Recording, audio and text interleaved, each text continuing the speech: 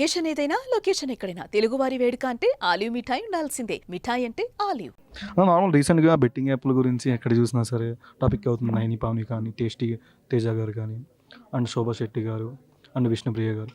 మీకు ఎట్లా అనిపిస్తుంది అంటే ఈ బెట్టింగ్ యాప్ల మీద అలా కేసు వేసి ఫైల్ చేశారంటే నార్మల్గా ఎఫ్ఐఆర్ కాపీ ఫైల్ అయింది. దీని మీద ఎట్లా అంటే మీరు ఎట్లా రియాక్ట్ అవుతున్నారు? సో తెలిసి కొంతమంది తెలియక కొంతమంది చేసుంటారు. బట్ నాకు తెలిసి వీళ్ళందరూ కూడా తెలియక చేసిన ఫస్ట్ పొరపాటు ఇది. పొరపాటు సర్దిద్దుకునే అవకాశం మనం కల్పించాలి.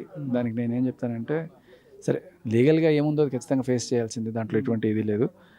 కానీ మోరల్గా మా వంతు అంటే బిగ్ బాస్ టీమేట్స్ అందరం కలిసి దీనివల్ల ఎవరైతే నష్టపోయారో వాళ్ళకి, ఎస్పెషల్లీ అందరని కాదు, అంటే 950 మంది చనిపోయారని కూడా వచ్చిందన్న ఈ బెట్టింగ్ యాప్ల వల్ల.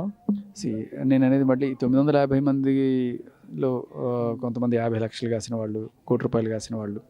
సో వాళ్ళకి మనం ఏం చెప్తాం అంటే, గ్యామ్లింగ్ చేస్తున్నారు అంతంత లక్షలు పెట్టి.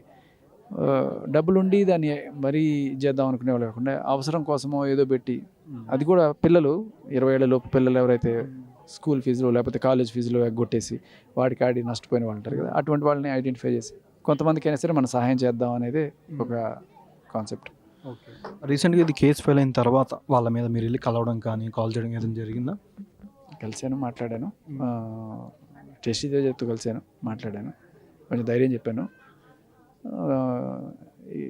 బెయిల్స్, యాంటిసిపేటరీ బెయిల్స్ అని వెళ్ళడం కన్నా జస్ట్ నాకు తెలిసి కేసు తీవ్రత తక్కువ, 318 కాబట్టి అండర్ 7 years ఉన్న దేనికైనా సరే స్టేషన్ బెయిల్ ఇచ్చే ఛాన్స్ ఉంటుంది.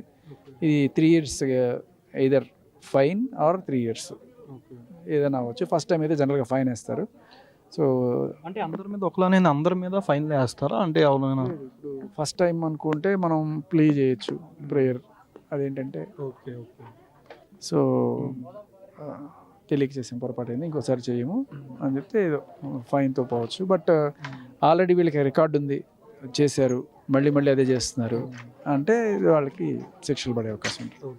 అంటే మీరు బాగా ఈ బిగ్ బాస్ వాళ్ళు కానీ బయట ఇన్ఫ్లుయెన్సర్స్ కొంతమంది వీళ్ళు బాగా బెట్టింగ్ యాప్లు బాగా ప్రమోట్ చేస్తున్నారని కూడా వచ్చింది. దీని మీద అంటే మీరు వాళ్ళకి ఏమైనా చెప్పడం ఏమైనా? వాళ్ళు అంటే నాకు తెలిసిన ఫ్రెండ్స్ వీళ్ళల్లో ఎవరైతే ఉన్నారో వాళ్ళందరితో మాకు ఒక గ్రూప్ డిస్కషన్ అయ్యింది.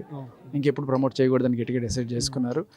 అది అక్కడితో ఆకుండా అది ఇంకొంచెం ముందుకు తీసుకెళ్ళి నష్టపోయిన వాళ్ళకి కొంత ఏదో రకంగా మనం సాయం మనం చేద్దాం, అందులో ఐడెంటిఫై చేసి డిజర్వింగ్ క్యాండిడేట్స్కి మనం కొంత హెల్ప్ చేద్దాం అనేది మేము ప్రస్తుతం చేస్తున్నది. ఆడియన్స్కి ఏం చెప్తారన్న ఈ బెట్టింగ్ యాప్లు యూజ్ చేయకూడదు ఇలా? అదే ఇప్పుడు వాళ్ళు ప్రమోట్ చేయడం ఎంత తప్పు, వీళ్ళు ఆడడం కూడా అంతే తప్పు. సో మీరు దయచేసి ఇటువంటివి ఊరికే డబ్బులు వచ్చేస్తాయని చెప్పి మీరు చేస్తున్న పని వల్ల, అంటే మీకు నిజంగానే 1 లక్ష రూపాయలు పెడితే 2 లక్షలు వచ్చాయనుకోండి, కానీ ఈ 1 లక్ష రూపాయలు ఎవడో వాడి సమాధి మీద మీరు పునాది వేసుకొని ఇల్లు నిర్మించుకుంటున్నట్టు. సో అటువంటి డబ్బు మనకొద్దు. దయచేసి లీగల్గా న్యాయమైన మార్గంలోనే డబ్బులు సంపాదించండి, ఇటువంటి వీటికి వెళ్ళొద్దు అంతే. నెక్స్ట్ బిగ్ బాస్కి ఏమైనా ఎక్స్పెక్ట్ చేయొచ్చా శేఖర్ భాష గారిని? మనకు తెలియదు, శివయ్య మనసులో ఏంటనుకుంటున్నాడు ఎవరికరికి.